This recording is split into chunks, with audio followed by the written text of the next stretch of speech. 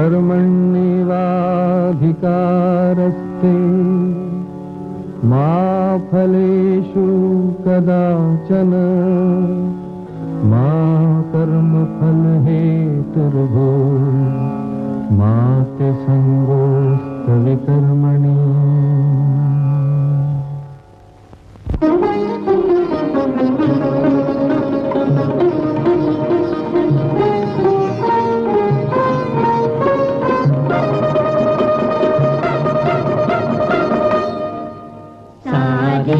जहाँ से अच्छा हिंदुस्तान हमारा, सारे जहाँ से अच्छा हिंदुस्तान हमारा।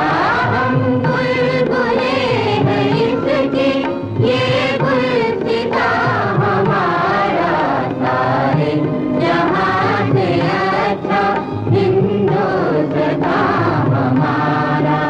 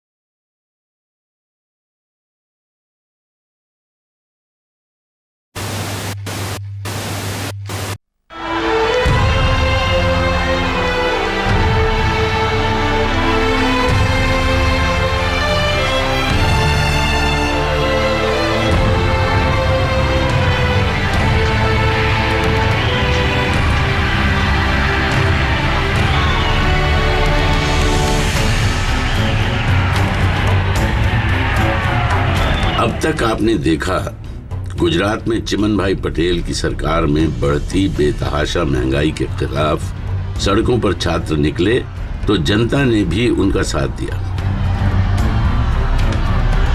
और सर्वोदय आंदोलन के नायक जयप्रकाश नारायण ने इस आंदोलन का समर्थन किया। गुजरात सरकार ने लाठी और गोलियों के जरिए लोगों की आवाज कुचलने की कोशिश की, लेकिन आवाजें और भी बुलंद होती चली गई। नतीजा, प्रधानमंत्री इंदिरा गांधी को मजबूर होकर गुजरात विधानसभा भंग करने की सिफारिश करनी पड़ी। गुजरात से निकली आंदोलन की लपटों की रोशनी ने बिहार के छात्र नेताओं को आंदोलन की नई दिशा दिखाई। यहां भी पुलिस ने लाठी और गोलियों से आवाज दबाने की कोशिश की। पटना की सड़कें खून से लाल हो गईं और ऐसे में एक बार फिर छात्र नेताओं ने जयप्रकाश नारायण को याद किया। आंदोलन का नेतृत्व करने के लिए जयप्रकाश नारायण सामने आए तो इंदिरा गांधी बुरी तरह बौखला उठी। और अब आगे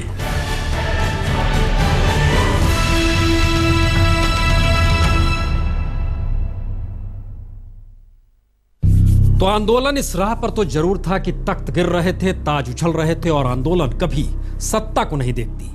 और कहा यह भी जाता है कि इतिहास रचने वाला कभी यह सोच नहीं पाता कि जिस रास्ते वो चल निकला है वो इतिहास रच रहा है। दरअसल जेपी और इंदिरा गांधी का सीधा टकराव कुछ ऐसे ही इतिहास की तरफ बढ़ रहा था, लेकिन उसकी आहट ना तो देश को उस वक्त थी और ना ही सत्ता की मद में चूर इंदिरा गांधी को। जेपी का हर कदम इंदिरा की सत्ता को चुनौती दे रहा था, तो इंदिरा भी जेपी को सीधे निशाने पर लेने में कोई कसर छोड़ नहीं रही थी। सही मायने में कहें तो इंदिरा गांधी तानाशाही के रास्ते पर थी और जेपी लोकनायक बनने के रास्ते पर। जयप्रकाश जनता को जगाए, अरे जयप्रकाश जनता को जगाए, बदलो इंदिराजी सरकार। 9 अप्रैल 1974 गांधी मैदान, पटना। लाखों सत्याग्रही जेपी के नेतृत्व में इकट्ठे हुए। सबसे पहले यहीं जेपी को लोकनायक की उपाधि से नवाजा गया। अपने भाषण में जेपी ने अपने संकल्प को नई दिशा दी। मैं स्वराज प्राप्ति के बाद 27 वर्षों से राजनीति से सर्वोदय तक के लंबे सफर में देश की इस कुस्थिति को चुपचाप देखता और सहता आ रहा हूँ, मगर अब स्थिति बर्दाश्त से बाहर हो गई है। इस असह्य स्थिति को बदलने के लिए मैंने निश्चय और प्रण कर लिया है, जब तक मेरे शरीर में शक्ति है, जब तक गिर नहीं जाऊंगा, सेवा करता रहूंगा। 9 अप्रैल को पटना के गांधी मैदान में हुई इस सभा की गूंज पूरी दुनिया में सुनाई थी। बीबीसी लंदन ने इसे अभूतपूर्व कहा तो देश के दूसरे हिस्से भी सरकार के खिलाफ आक्रोश की आग में सुलगने लगे। लेकिन आंदोलन की ये जमीन अभी भी सत्ता को पलटने से आगे देख नहीं पा रही थी। बिहार के छात्र संघर्ष के रास्ते पर थे तो उनके जहन में सत्ता बदलने का सपना था। जेपी धीरे धीरे सत्ता को व्यवस्था से जोड़ रहे थे और देश भर में सिस्टम से नाराज लोगों को यह एहसास होने लगा था कि जेपी महज सत्ता परिवर्तन नहीं, कुछ और चाहते हैं। दरअसल जेपी इंदिरा के टकराव के उस दौर में पहली बार लोग ये महसूस करने लगे थे कि जेपी का संघर्ष जनता के मर्म को छू रहा है और इंदिरा की सत्ता जनता से लगातार दूर हो रही है। लेकिन इंदिरा गांधी को अपनी सत्ता के हुकूक पर भरोसा था। इंदिरा ने चिमन भाई की तर्ज पर ही बिहार के मुख्यमंत्री अब्दुल गफूर को हुक्म दिया कि बिहार का छात्र आंदोलन हर हाल में दबाया जाए। और इसी वक्त बंबई में ट्रेड यूनियन के आंदोलन भी तेज हो गए थे, क्योंकि अर्थव्यवस्था बिगड़ी हुई थी। तकरीबन 4 करोड़ मजदूरों के पास कोई काम नहीं था, रोटी का ठिकाना नहीं, ऊपर से भ्रष्टाचार और महंगाई चरम पर। उद्योगपतियों के आपसी हितों के टकराव में मजदूर तबका वैसे ही पिस रहा था। और इसी वक्त जॉर्ज फर्नांडिस निकल कर आए और जॉर्ज फर्नांडिस ने ऐतिहासिक रेल हड़ताल का ऐलान कर दिया। मजदूर यूनियन जिंदाबाद, भ्रष्टाचार नहीं सहेंगे, नहीं सहेंगे, नहीं सहेंगे, नहीं साथियों नहीं, हमें आवाज उठानी होगी कि सरकार तो हम मजदूरों के मुंह से निवाला छीनने पे आमादा है, और दिल्ली की सरकार वो तो जैसे चादर तान कर सो रही है। लेकिन हम कर क्या सकते हैं जॉर्ज? अब हम जो करेंगे वो सारा हिंदुस्तान देखेगा। गुस्सा तो बहुत है जॉर्ज, लेकिन हम कुछ कर नहीं सकते क्योंकि हम गरीब मजदूर हैं। देखो देखो इनके चेहरों को। कल से हम बंबई की रफ्तार पर ब्रेक लगा देंगे। रोक दो ट्रेन के पहिए, रोक दो ट्रेन के पहिए, रोक दो मजदूर यूनियन जिंदाबाद जिंदाबाद।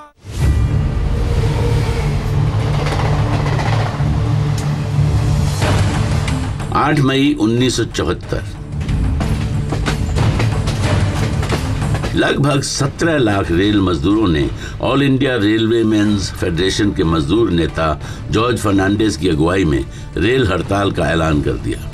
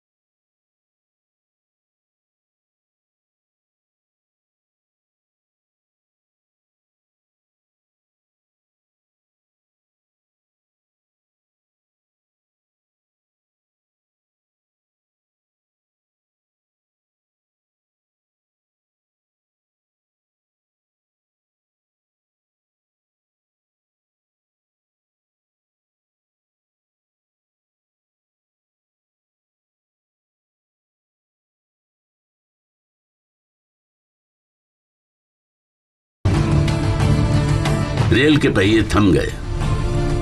पूरे देश में तहलका मच गया। महाराष्ट्र के सीएम वसंतराव नायक को कुछ समझ नहीं आ रहा था।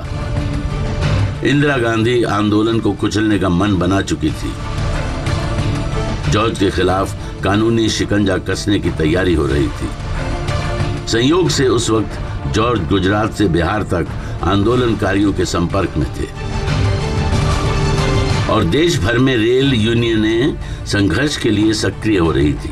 लेकिन 20 दिन बीतते बीतते हड़ताल कमजोर होने लगी, क्योंकि कई यूनियनों का मानना था कि आम जनता के लिए कुछ रेलगाड़ियों को चलाना चाहिए।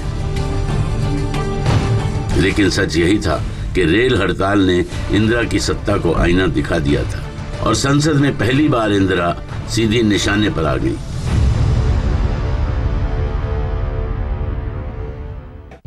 हड़ताल तो 8 मई को शुरू हुई, लेकिन उससे ठीक पहले 2 मई को मधुलिमय को गिरफ्तार कर लिया गया। हड़ताल से ठीक पहले, और जॉर्ज हड़ताल के वक्त अकेले पड़ गए। जेल जाकर जॉर्ज ने मधुलिमय से मुलाकात की। मधुलिमय ने हड़ताल न खत्म करने की हिदायत दी, लेकिन यूनियनें टूटने लगी। रेल हड़ताल कमजोर हुई और उसके बाद जॉर्ज फर्नांडिस बड़ौदा डायनामाइट केस में भी फंसे। लेकिन जेपी की नजर हर आंदोलन पर थी। संघर्ष धीरे धीरे भविष्य के नेताओं को तैयार कर रहा था। जुझारू छात्र लगातार जुड़ रहे थे और संसद के गलियारे से लेकर हिंदी पट्टी के तकरीबन हर विधानसभा में जेपी के संघर्ष की गूंज थी। और आंदोलन के इसी मोड़ पर जेपी ने संपूर्ण क्रांति का ऐलान कर दिया।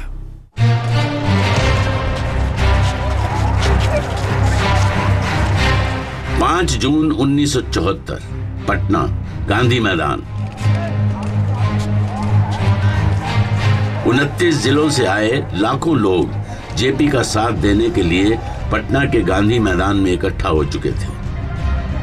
संपूर्ण क्रांति अब नारा है। दोपहर के लगभग 2:45 बजे जेपी ने गांधी मैदान में प्रवेश किया तो पूरी भीड़ एक साथ आंदोलित हो उठी लोकनायक जिंदाबाद, जयप्रकाश और लोकनायक जिंदाबाद, जयप्रकाश जिंदाबाद के नारे आसमान को छूने लगे। लोगों के हाथ में तरह तरह के बैनर थे जिन पर लिखा था, दम है तेरे दमन में कितना देख लिया है देखेंगे, दे न सका जो सस्ता राशन वो भी क्या जनता का शासन। 42 में भारत छोड़ो, 74 में गद्दी छोड़ो, छात्र उठे हैं अब ललकार, नहीं चलेगा भ्रष्टाचार। जयप्रकाश बोल रहा है, इंदिरा शासन डोल रहा है। असल में जेपी ने समूचे बिहार में हस्ताक्षर अभियान छेड़ रखा था। विधानसभा भंग हो, दोबारा चुनाव हो, और इसके लिए 1 करोड़ से ज्यादा लोगों के हस्ताक्षर वाले दस्तावेजों को बकायदा ट्रक में लादा गया और राज्यपाल को सौंपने के लिए जेपी राजभवन चल पड़े। शाम होते होते जेपी ने राजभवन पहुंचकर राज्यपाल रामचंद्र ढोंडीबा भंडारे से मुलाकात की और सरकार के प्रति जनता के अविश्वास का मत रखा। इसके बाद जनसमूह के साथ जेपी गांधी मैदान में लौट आए और अपने भाषण में उन्होंने क्रांति को संपूर्ण क्रांति में बदलने का आह्वान किया। यह कोई विधानसभा के विघटन का ही आंदोलन नहीं है, वो तो एक मंजिल है जो रास्ते में है। दूर जाना है, दूर जाना है। समाज से अन्याय, शोषण आदि का अंत करना, एक नैतिक, सांस्कृतिक तथा शैक्षणिक क्रांति करना, नया बिहार बनाना और अंततोगत्वा नया भारत बनाना है।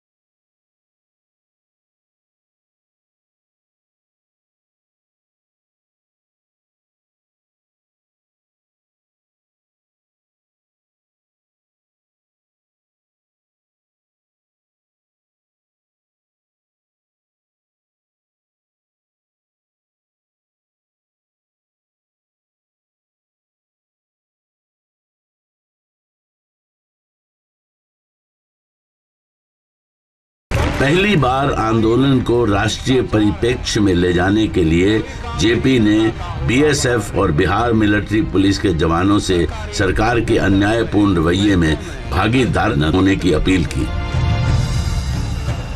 मतदाताओं से कांग्रेस के खिलाफ वोटें देने और तमाम कॉलेजों को 1 साल तक बंद रखने का आह्वान किया और आवाज लगाई, संपूर्ण क्रांति अब नारा है, भावी इतिहास हमारा है। दरअसल जेपी व्यवस्था से इस कदर नाराज थे कि उस दौरान दिल्ली में कार्यकर्ता सम्मेलन हुआ जिसमें जेपी ने गांधीवादी लकीर लगभग मिटा दी, या कहें मिटाकर एक नया सवाल उछाला। अगर कानून लोगों को सामाजिक और आर्थिक न्याय नहीं दिला सकता, जो बातें कागज पर आ चुकी हैं उन्हें भी लागू नहीं कराया जा सकता, तो हर जगह हिंसा होगी और इसे कोई रोक नहीं सकता। शांति शांति का मंत्र सिर्फ राजनीतिक दल पढ़ेंगे जिन्होंने ये कानून बनाए हैं। सवाल उठा कि क्या बेबसी जेपी को बेचैन किए हुए है या फिर जेपी हिंसक आंदोलन की राह पर है। उधर इंदिरा गांधी की बेचैनी बढ़ती जा रही थी। देखिए, मैं किसी का नाम नहीं लूंगी। मेरा मानना है कि कुछ उद्योगपति ही बिहार के तथाकथित आंदोलन को चला रहे हैं। उद्योगपति? हाँ, हो सकता है। मेरे पास भी ऐसे ही किसी उद्योगपति ने संदेशा भेजा था कि अगर उनके खिलाफ जांच रोक दी जाए तो वो बिहार के आंदोलन को मदद करना बंद कर देंगे। लेकिन मैंने साफ मना कर दिया। श्री नारायण को लगता है कि वो इंदिरा गांधी की तरह जेपी के नाम की आंधी ला पाएंगे, लेकिन उनके हाथ मायूसी ही मिलेगी। मुझे लगता है कुछ अखबार भी भ्रम फैलाने का काम कर रहे हैं। इंदिरा जी और जयप्रकाश जी में जो मतभेद हुए तो उसका कारण यह है कि इंदिरा जी ने ये कहा कि मतलब जो लोग बड़े लोगों के पैसे पर पलते हैं उनको इस आंदोलन में बोलने का क्या हक है। इंदिरा को लग रहा था कि आंदोलन, जेपी का आंदोलन पैसों से चल रहा है, इसीलिए सेठों से पैसे लेने का आरोप इंदिरा गांधी ने जेपी पर मढ़ा था। तो जेपी ने भी दिल्ली में गोयनका के गेस्ट हाउस को छोड़कर गांधी पीस फाउंडेशन में पनाह ली। अपने नैतिक बल को जेपी ने टूटने नहीं दिया और जेपी महसूस करने लगे थे कि जनता के भीतर जो आक्रोश है उसे सिर्फ एक रास्ता दिखाने की जरूरत है।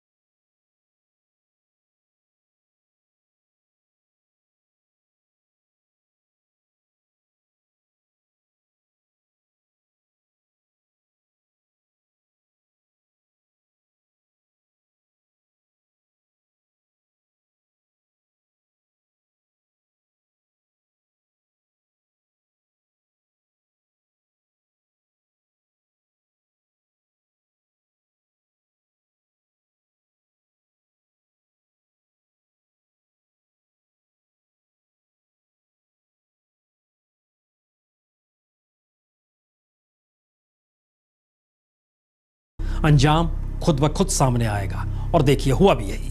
देखते देखते बिहार में जनता का आक्रोश परवान चढ़ने लगा।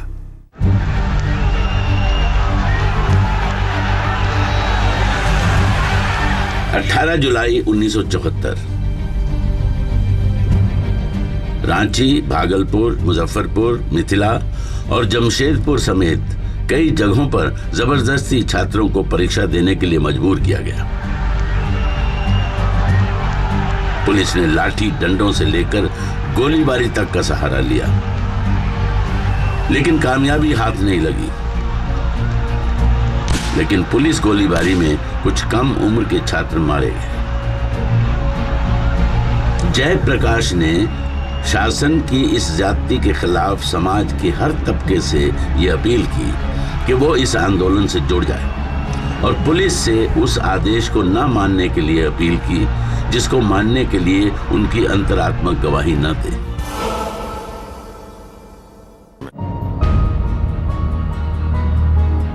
दादाजी, सुना है कि मुख्यमंत्री गफूर ने कहीं कहा है कि अगर विधायकों के साथ धक्का मुक्की की गई तो वो आपको आपके मुकाम पर पहुंचा देंगे।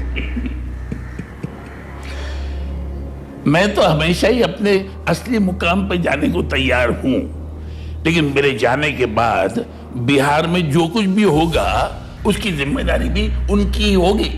दादाजी, पानी।